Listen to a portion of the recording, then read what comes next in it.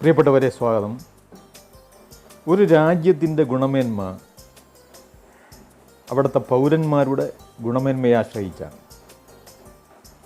ഒരു രാജ്യത്തെ പൗരന്മാരുടെ ഗുണമേന്മ അവിടെ അവർക്ക് കിട്ടുന്ന വിദ്യാഭ്യാസത്തിൻ്റെ ഗുണമേന്മയെ ആശ്രയിച്ചാണ്. ഒരു രാജ്യത്തിൻ്റെ വിദ്യാഭ്യാസത്തിൻ്റെ ഗുണമേന്മ അവിടുത്തെ അധ്യാപകരുടെ ഗുണമേന്മയെ ആശ്രയിച്ചാണ്. ഇതൊരു സാമാന്യ തത്വമാണ്, നമ്മളെല്ലാവരും അംഗീകരിക്കുന്ന ഒരു പൊതുതത്വം. നമ്മുടെ പുതിയ ദേശീയ വിദ്യാഭ്യാസ നയത്തിൽ ഗുണമേന്മയെ അടിവരയിട്ട് ആവർത്തിച്ച് പറയുന്ന നിരവധി ഭാഗങ്ങളുണ്ട്. വളരെ ശ്ലാഘനീയമായിട്ടുള്ള, അങ്ങേയറ്റം സ്വാഗതാർഹമായ ഒരു നിർദ്ദേശമാണ് നമ്മുടെ രാജ്യത്ത് നിലനിൽക്കുന്ന വിദ്യാഭ്യാസ സ്ഥാപനങ്ങളിൽ, അത് സ്കൂളുകളാകട്ടെ, ഉന്നത വിദ്യാഭ്യാസ സ്ഥാപനങ്ങളാകട്ടെ, പ്രാഥമിക വിദ്യാഭ്യാസ മേഖലയിലാകട്ടെ, ഉന്നത വിദ്യാഭ്യാസ മേഖലയിലാകട്ടെ, അവിടെ ഗുണമേന്മയുള്ള വിദ്യാഭ്യാസം ഉണ്ടാവുക. അതിന് സഹായകമായിട്ടുള്ള ഇൻഫ്രാസ്ട്രക്ചർ, ഫിസിക്കൽ ഫെസിലിറ്റീസ്, നല്ല കരിക്കുലം, ടെക്സ്റ്റ് ബുക്ക്, നല്ല പഠന പ്രക്രിയകൾ, വിദ്യാലയങ്ങളിൽ നടക്കുന്ന പ്രോസസ്സിനെ കൃത്യമായി അസസ് ചെയ്യുന്ന, മോണിറ്റർ ചെയ്യുന്ന സംവിധാനങ്ങൾ, അധ്യാപകരുടെ ഉയർന്ന യോഗ്യതാ നിലവാരം, ഇങ്ങനെ തുടങ്ങി ഒട്ടനേകം പാരാമീറ്റേഴ്സ് ഗുണമേന്മയെ നിർണ്ണയിക്കുന്നതുകൊണ്ട് ഇതെല്ലാം നമ്മുടെ പോളിസിയിൽ കൃത്യമായി പറയുന്നു. നല്ല കഴിവുള്ള, റിസോഴ്സ്ഫുള്ളായ, പ്രൊഡക്റ്റീവായിട്ടുള്ള പഠിതാക്കൾ വിദ്യാലയങ്ങളിൽ നിന്ന് പുറത്തു വരണം. അവർ ലോകത്തുള്ള മറ്റ് വിദ്യാഭ്യാസ സ്ഥാപനങ്ങളിൽ പഠിച്ച് പുറത്തിറങ്ങുന്നവരോട് കിടപിടിക്കുന്ന തരത്തിലുള്ള വൈജ്ഞാനിക തലത്തിലും ശേഷിതലത്തിലും അവരുടെ സ്വഭാവത്തിൻ്റെയും ക്യാരക്ടറിൻ്റെയും ഒക്കെ തലങ്ങളിൽ ഉയർന്നു നിൽക്കണം. അതിന് ഗുണമേന്മയുള്ള വിദ്യാഭ്യാസം വിദ്യാർത്ഥികൾക്ക് കിട്ടണം എന്ന അർത്ഥത്തിലുള്ള വളരെ ശ്രദ്ധേയമായിട്ടുള്ള നിർദ്ദേശങ്ങളും നിരീക്ഷണങ്ങളുമാണ് ഗുണമേന്മയുമായി ബന്ധപ്പെട്ടിട്ടുള്ള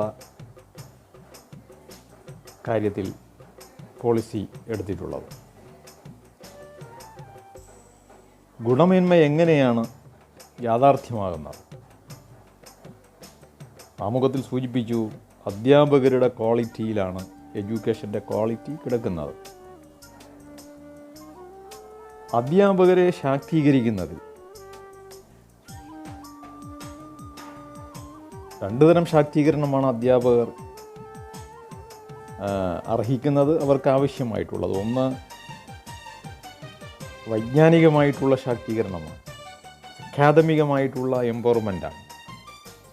പഠിപ്പിക്കുന്ന വിഷയമേഖലകളിൽ ആഴത്തിലുള്ള, ഉയർന്ന, വിപുലമായ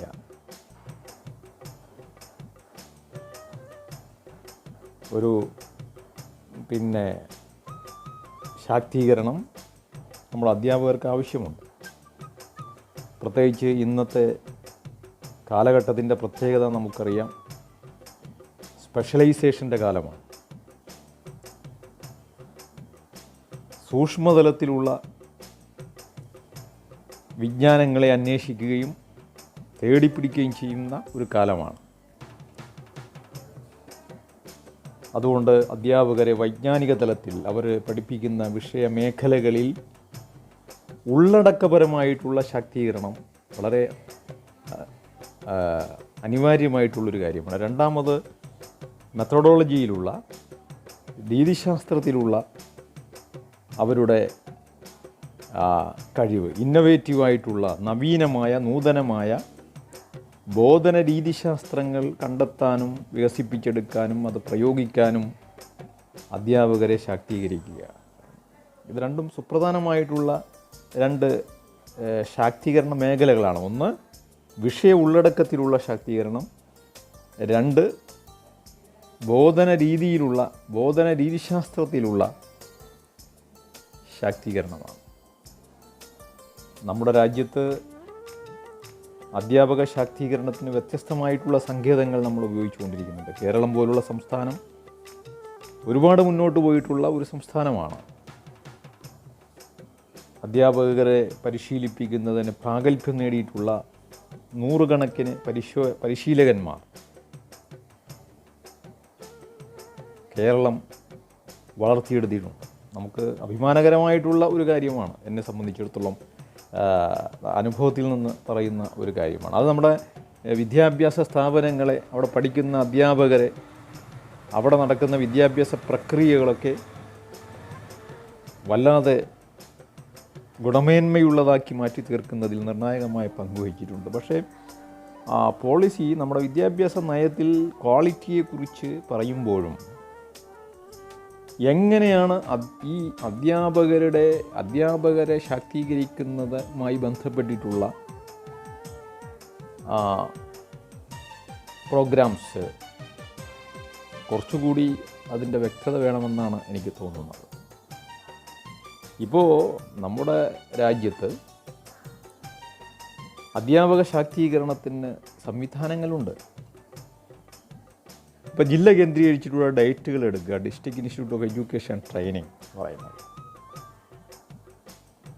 അവിടെ ഇൻ സർവീസ് ട്രെയിനിങ്ങും പ്രീ സർവീസ് ട്രെയിനിങ്ങും ഉണ്ട്. ഡയറ്റുകളിൽ വിവിധ ഫാക്കൽറ്റികളുണ്ട്. അധ്യാപകരെയും പ്രധാനാധ്യാപകരെയും ശാക്തീകരിക്കുക എന്ന വളരെ മുഖ്യമായിട്ടുള്ള ഒരു ടാസ്ക്കാണ് ഡയറ്റുകൾ നിർവഹിക്കുന്നത്. അതിൻ്റെ കീഴിൽ BRCകളുണ്ട്, ബ്ലോക്ക് റിസോഴ്സ് സെൻ്ററുകളുണ്ട്, ക്ലസ്റ്റർ റിസോഴ്സ് സെൻ്ററുകളുണ്ട്. ഇവിടെയൊക്കെ റിസോഴ്സ്ഫുള്ളായിട്ടുള്ള പരിശീലകന്മാർ, യഥാർത്ഥത്തിൽ നമ്മുടെ അധ്യാപക സമൂഹത്തെ ശാക്തീകരിക്കുന്നതിനുള്ള സങ്കേതങ്ങളാണ്, അല്ലെങ്കിൽ സ്ഥാപനങ്ങളാണ് ഈ ഡയറ്റുകൾ, BRCകൾ എന്നൊക്കെ പറയുന്ന പ്ലാറ്റ്ഫോമുകൾ. അവയാണ് ആദ്യം ശാക്തീകരിക്കേണ്ടത്. ഡയറ്റുകളെ കൂടുതൽ സമ്പന്നമാക്കുക, ധന്യമാക്കുക. അവിടെയുള്ള ഫാക്കൽറ്റി അംഗങ്ങൾക്ക് വളരെ ക്വാളിഫൈഡ് ആയിട്ടുള്ള ഫാക്കൽറ്റികളാണ് ഡയറ്റുകൾ അപ്പോയിൻ്റ് ചെയ്യപ്പെടുന്നത്. BRCകളിലേക്ക് വരുന്ന ട്രെയിനേഴ്സ്, പരിശീലകന്മാർ, അവരെ ശാക്തീകരിച്ചുകൊണ്ട് അവർക്ക് ഉയർന്ന തലത്തിലുള്ള ശാക്തീകരണ ശില്പശാലകൾ സംഘടിപ്പിച്ചുകൊണ്ട് അവരുടെ സെൽഫ് എംപവർമെൻറ്റിൻ്റെ ഒരു തലമുണ്ട്.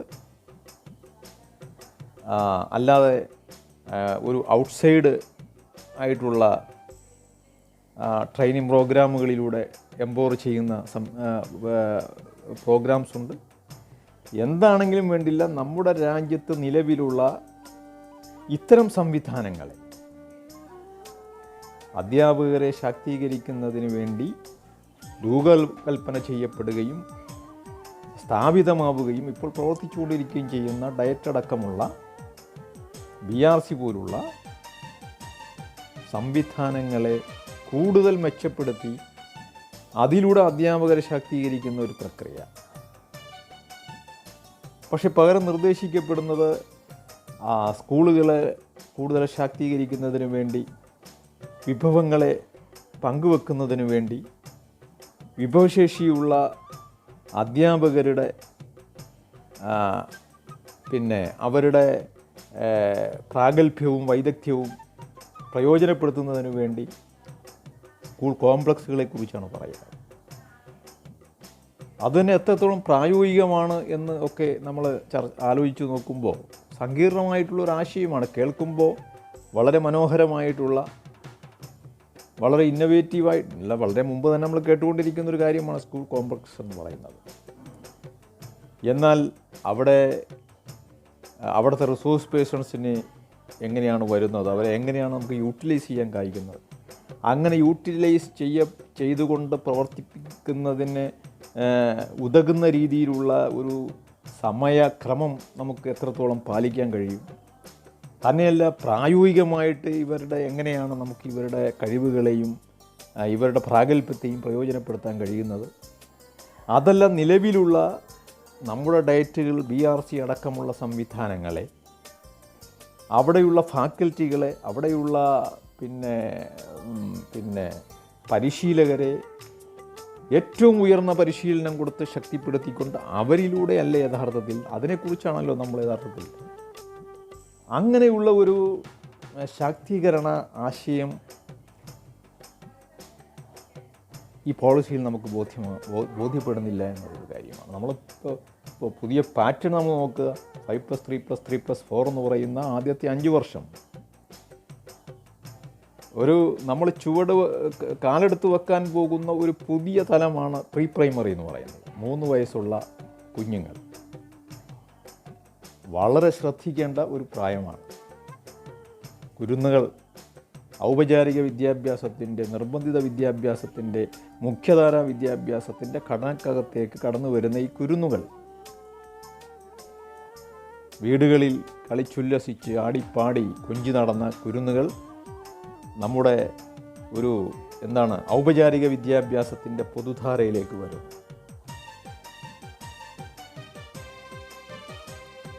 എങ്ങനെയാണ് അവരുമായി ഇൻട്രാക്ട് ചെയ്യേണ്ടത്?